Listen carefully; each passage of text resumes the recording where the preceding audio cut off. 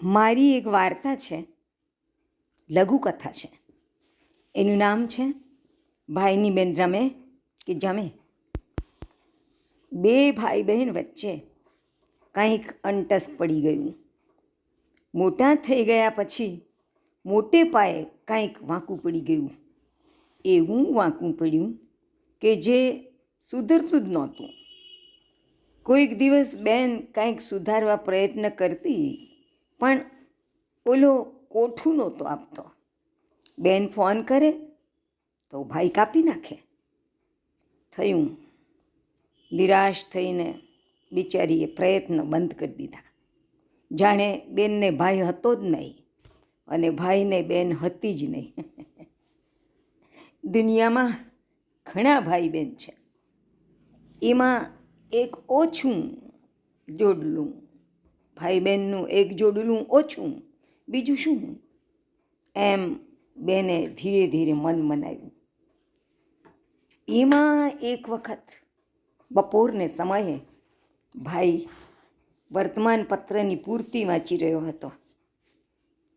તેમાં એક લઘુકથા હતી. નામ હતું ભાઈની બેન રમે કે જમે. એ વાંચતા વાંચતા જ એનું મન અચાનક બરફની જેમ ઓગળ્યું.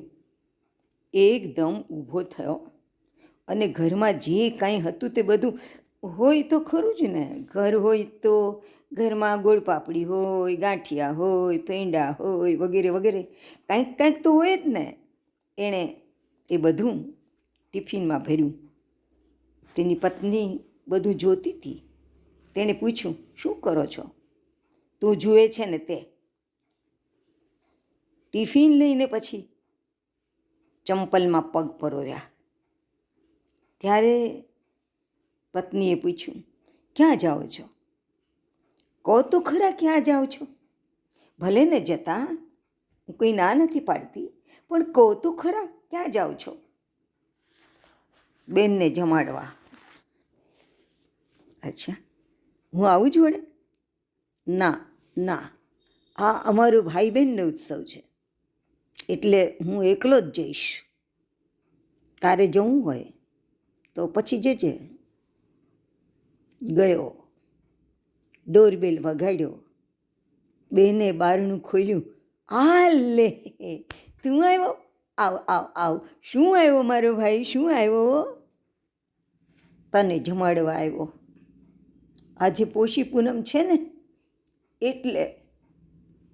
પછી તે બંને એકબીજાને ગળે વળગી વળગીને ખૂબ રડ્યા.